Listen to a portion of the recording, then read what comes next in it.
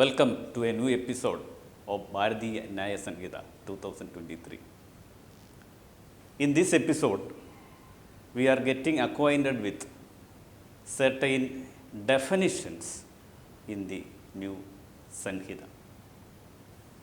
What is meant by definition in law? For every word, there is a meaning, and if we do not know the meaning, we will search the dictionary, Oxford Dictionary, so many other dictionaries are there. So we will verify the dictionary and understand the meaning. That is in common parlance. But in law, certain words be given certain meanings, only for the purpose of that act or code or sanhita. So what is the meaning assigned to a particular word in that particular statute? That is known as definitions. In the Indian Penal Code, as well as in the new Bharatiya Nyaya Sanhita, there are certain definitions. All the definitions are provided in the new Sanhita in section 2. Whereas in the Indian Penal Code, it is scattered in different sections, the meaning or definition be given. And in the new Sanhita, the section or definitions are arranged in a systematic manner, in an alphabetic manner. Whereas in the Indian Penal Code, it is not in the alphabetic manner, it is just scattered in different sections. Now let us come to the first section of definition, that is section 2.1. Section 2.1 of the Bharatiya Nyaya Sanhita defines the word act. This is in correspondence with section 33 of the Indian Penal Code. Let us see what is defined in section 2.1 as act. Section 2.1 of Bharatiya Nyaya Sanhita. Act means act as well as a series of acts as a single act. Section 33 of the Indian Penal Code, act or omission. The word act denotes as well as a series of acts as a single act. The word omission denotes as well as a series of omissions as a single omission. What is meant by an act? The word act has got different meanings. When I was studying in the law college, in the class of law of torts, the teacher asked us a question, what is meant by act? So my classmates started giving explanations. Somebody said act means the law enacted by the legislature or parliament. Act means the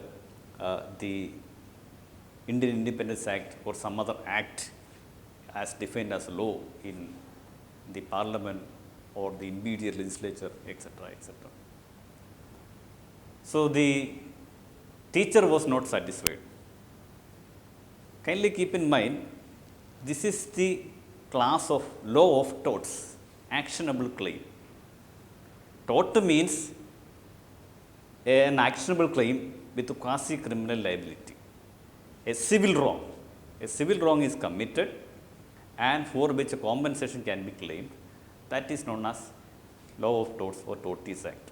So we have to understand the meaning in connection with the subject. Then I answered, sir, act means action, doing something. Then the teacher appreciated. That is the meaning of act for the purpose of law of torts. So likewise, here the word act means an action, doing something. An act, unless it is defined as an offense, will not amount to an offense or crime, and no one can be prosecuted or punished. That is a fundamental right guaranteed under Article 20, Clause 1 of the Constitution, ex post facto law. So in order to create a liability, a criminal liability, an act or action or doing something must be defined as an act by the law. And the act includes series of acts. If more than one action is done, that also included in the definition of act under section 2.1 of the Bharatiya Nyaya Sanhita. What is meant by series of acts? For example, a person trespass into a house, then commits murder of a person, then robbing or taking his property. So there are series of acts. All these can include the term of act. That is the meaning of the word act in the Bharatiya Nyaya Sanhita. The only difference is that the word act is defined under section 33 of the existing Indian Penal Code. And in section 33, act as well as omission are defined. Of course, the definition is same. Act includes series of acts, means series of actions, continuous an action, which means doing something actively, an act or action which is something positive or active is known as act under the Bharatiya Nyaya Sanhita as well as in the Indian Penal Code. Section 2.2 of the Bharatiya Nyaya Sanhita defines the term animal. Animal means any living creature other than a human being. The corresponding section in the Indian Penal Code is section 47, which defines the term animal. Animal means, the word animal denotes any living creature other than a human being. Section 2.2 of the Bharatiya Nyaya Sanhita as well as section 47 of the Indian Penal Code defines what is animal. So here is also the word animal is something different from the common parlance. In science or in common parlance,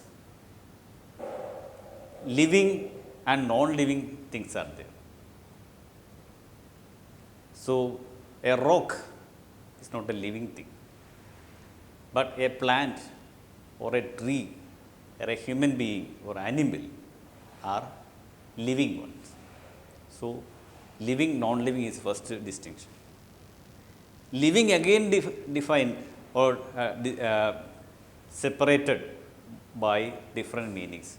For example, creatures and non-creatures. For example, a plant or a tree, it's living, but it cannot move. An animal is living, but it can move. So it's a creature. So living things are again defined here. Then trees and animals, moving and non-moving. But animals are again segregated as human beings and animals other than human beings, or mammals and things like that. So in common parlance, animal includes man, whereas in the Indian Penal Code as well as in the Bharatiya Nyaya Sanhita, the term animal does not include a human being. Only non-human things or beings are included in the term animal. So this animal term is very important. For example, if an animal or domestic animal which belongs to a particular person makes some offense or some wastage or some mischief or kills someone, that animal cannot be prosecuted. But if the owner of that animal, if he is not taking proper care of that animal or domestic animal, then the owner of that animal can be prosecuted. So the term animal is also important in law. Section 2.3 of the Bharatiya Nyaya Sanhita 2023. Counterfeit. A person is said to counterfeit who causes one thing to resemble another thing, intending by means of that resemblance to practice deception, or knowing it to be likely that deception will thereby be practiced. Explanation 1. It is not essential to counterfeiting that the imitation should be exact. Explanation 2. When a person causes one thing to resemble another thing, and the resemblance is such that a person might be deceived thereby, it shall be presumed, until the contrary is proved, that the person so causing the one thing to resemble the other thing intended by means of that resemblance to practice deception or knew it to be likely that deception would thereby be practiced. Section 28 of the Indian Penal Code, counterfeit. A person is said to counterfeit who causes one thing to resemble another thing, intending by means of that resemblance to practice deception or knowing it to be likely that deception will thereby be practiced. Explanation 1. It is not essential to counterfeiting that the imitation should be exact. Explanation 2. When a person causes one thing to resemble another thing, and the resemblance is such that a person might be deceived thereby, it shall be presumed until the contrary is proved that the person so causing the one thing to resemble the other thing, intending by means of that resemblance to practice deception, or knew it to be likely that that deception would thereby be practiced. Section 2C or 2.3 of the Bharateeya Nyaya Sanhita and Section 28 of the Indian Penal Code describe about what is counterfeit. Here, counterfeit means making a thing resemble with one another. For example, counterfeit currency notes. It's a serious offense.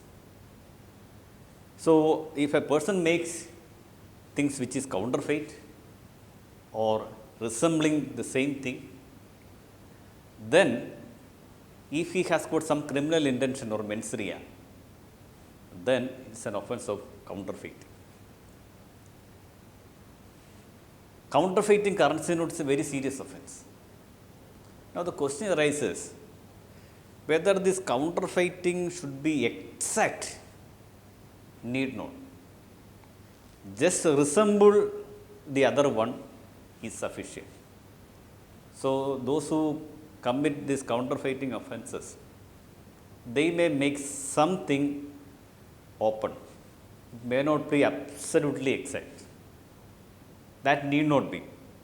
For example, if a person violates trademarks or using the name of someone else or making counterfeit currency notes or property marks or even stamp papers, they may at some point of time to save them from the criminal liability, they may not purposefully make it exact replica of the other one. But the law says need not be the exact replica, the counterfeiting need not be exact. If it provides in the mind of a person of ordinary prudence that it is counterfeit, then the offense is committed. It is the definition of counterfeit. Then, yet another thing, if a person believes that a counterfeit to be original and act upon it, then it is presumed under law that the person who committed the offense or made the counterfeiting or things like that, that person actually committed the offense, and whether he has got sufficient intention or not, that person has to prove it. Normally, it is for the prosecution to prove that the offense is committed.